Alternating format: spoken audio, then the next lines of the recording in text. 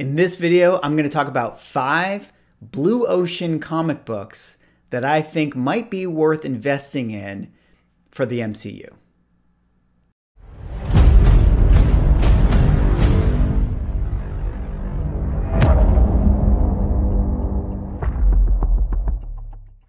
Ladies and gentlemen, welcome back to another video with Swaggle Haas. Today I just wanted to make a video that discusses 5 comic books that I view as sort of blue ocean investments. And for those who don't know what the term blue ocean is, I highly recommend checking out another YouTube comic book creator named Regie Collects. He kind of, I guess, coined this idea within the comic book space, and so I kind of wanted to take a page out of his book and do a video for myself, kind of dealing with what books I think might be blue ocean comic books. And now blue ocean is a strategy, talking about investing, which is basically going to the waters that nobody else is at. If the opposite of that would be red waters, where that's where the sharks would go if they smell blood. Everyone's going there. Everyone's rushing to that market. The blue ocean market is one that, everything is silent, still, nobody's there, and it's basically empty. So that's kind of what I wanted to take a look at. And, these 5 comics that I pulled out, they're in no particular order. They're just 5 comics that I think have a lot of potential. And also, as I looked into the market, the trends on Go Collect, the sales on eBay, there are 5 comics that I realized, generally speaking, are selling under market value, and also, don't even, and on top of that, don't have much sales going on. So, people aren't aggressively pursuing them in any way. So with that being said, here are the 5 comics that I think are blue ocean comics, potentially worth investing in, for the MCU. So here we go into my first comic, which is going to be XMen number 60, which is the first appearance of Sauron. So, why did I pick this book? Well, first and foremost, if you go into Go Collect, you can see their market trends, which is, the books that have been selling, that they've, been able to take inventory of. And this comic book, as a sort of a older Silver Age, Bronze Age, I guess fits into the silver, whatever you want to call it, this is not even in the top 1,000 of trending books. That's how far this book has fallen. And it is the first appearance of Sauron, which is, he's I'd call him like a B tier X-Men villain, but, very notable. Everybody knows about Sauron. Everyone has heard of him who are X-Men fans.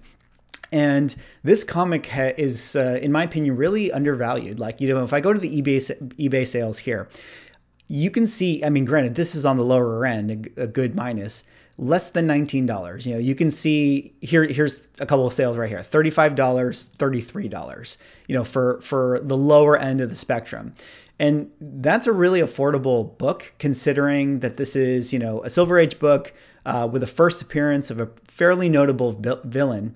And when you look at the sale numbers here, on the lower end, 75, 48, everything it seems to be selling for less than market value in that sense. And I think, with the MCU doing X-Men eventually, Sauron is a character that we haven't seen on the screen in any of the Fox movies. And that might be a character that, Feige might want to bring to life, because we haven't seen him yet. And he's going to want to be doing something different. So that is my first book, X-Men number 60, first appearance of Sauron. Going into my next pick is X-Men number 64, another X-Men book, which is the first appearance of Sunfire.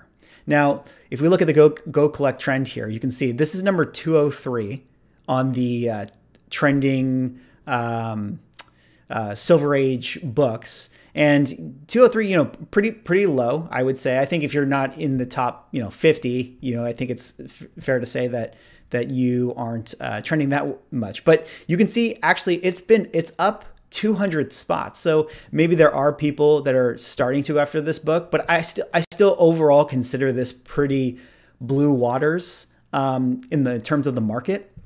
And when I go to eBay here, you can see raw sales $45, and you can see, I think actually there's not even that much inventory here. You can see a CGC 8.5, 179, which I think might be fair value.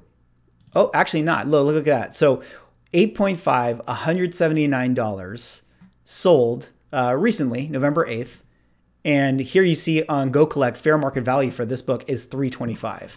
So this is a pretty interesting, kind of blue ocean comic that I would consider taking a look at, especially since Sunfire is a Japanese character. It seems like, Marvel would want to do diversity as much as possible. And there's been rumors that, Sunfire might even be included in the initial X-Men team because, I'm sure that Feige's going to want to do X-Men that we haven't really seen yet on the big screen. So that is my number 2 book. And let's go on to number 3. And my number 3 book, here we go. I think you guys see that there's a trend here in my 5 books here. A lot of X-Men stuff. And this one is X-Men 109, First Appearance of Vindicator, who is the leader of Alpha Flight.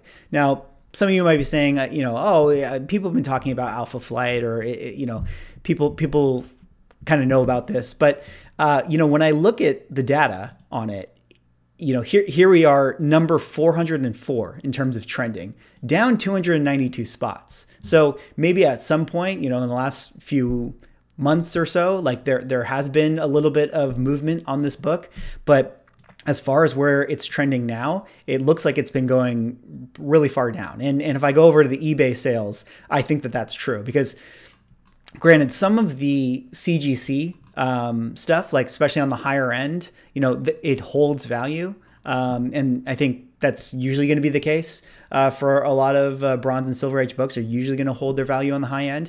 But if we look at the mid and low end, I mean, you can see right here the numbers, like $30 for this book here, 26 and no free shipping and free shipping, 103. Here's a little bit of a higher end one, but this is, claiming to be near mint. Here we have another $24 sale, a $50 sale. So very affordable. And then the other thing to notice too is like, with a book like this, you only see 2 bids here, 2 bids there. You see 8 bids here, 13 here, but that's not a lot of bids overall, which to me suggests that, there are people that want this book, but it's not even that competitive.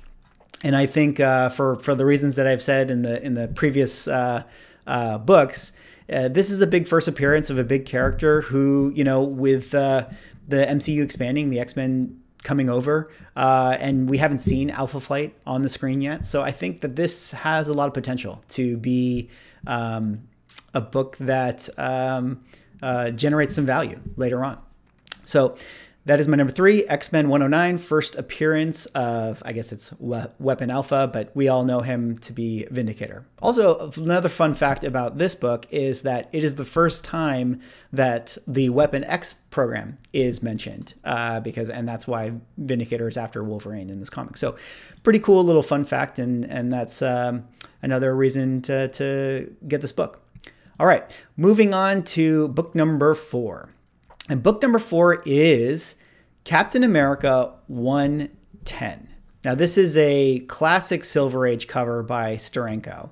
And it is as Rick Jones becomes Bucky, that's all fine. But it is the first appearance of Madam Hydra, who later becomes Viper. And the reason I think that this book has a lot of potential is because Viper is a character who essentially, she's kind of like the Maria Hill of Hydra.